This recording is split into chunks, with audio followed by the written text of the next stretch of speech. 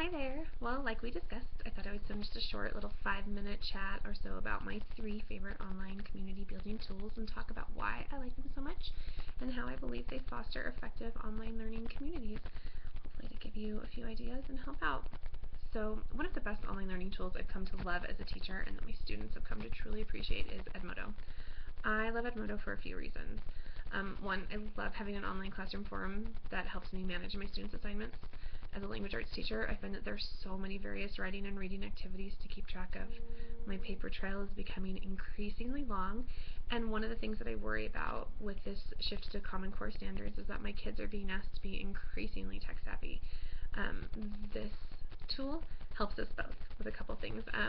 My students can collaborate online, which I think getting that extra typing practice is completely beneficial, and learning to navigate different online tools I think is entirely helpful for them as they are really our tech generation. Plus students, they can do so many different things with this tool. With its fancy snapshot and reports tool, I have the ability to assess my students quickly.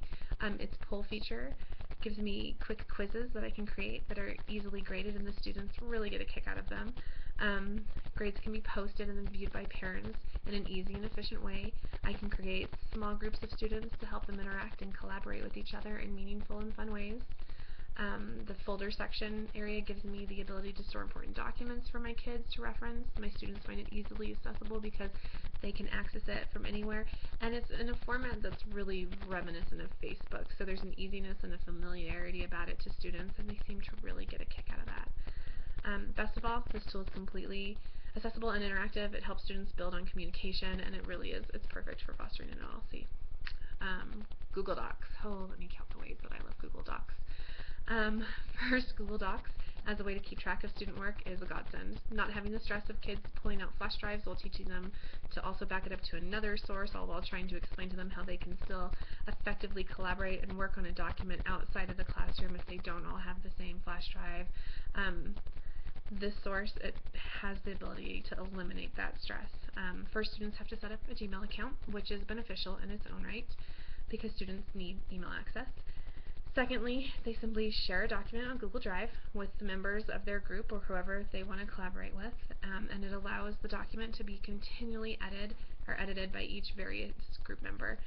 To add to its collaborative capabilities, there's a chat feature on the side for constant communication. Students are free to work side by side on the document, leave comments in the margins, add additional information with notes attached to it. I love this as a peer editing tool for my language arts class because typically we do something like editing circles, but Google Docs really gives the ability to do a kind of collaborative editing without the author having to make those changes right away. They can simply look at the time lapse and see what suggestions were made and choose to take them or not to take them. It also has this super handy additional tools like that has this definition tool in which words can be defined for you in an instant. It has a research toolbox, etc. Google Docs really is an excellent source for students to use. Blogs. I can remember when blogging became all the rage years ago, and to this day, I'm never disappointed by the amount of things I can learn on a blog. I think one of my favorite things is that the blogging community is still very much that. It is absolutely a community, and all you really have to do is find your right niche within it. So educational blogs have this great benefit of not only sharing great ideas, but also building the sense of camaraderie between teachers. They're directive in nature and interactive. If I'm using blogs as a resource for just myself, I have to admit that one of the things that I love is how so many blogs take the time to show step-by-step processes for whatever it is I'm looking at. If it's a lesson assignment or if it's maybe a recipe that I want to try out, it's typically got the picture-by-picture reference for me to show me step-by-step what I need to be doing. One of my favorite blogs of all time would be Hunting English. I love this one.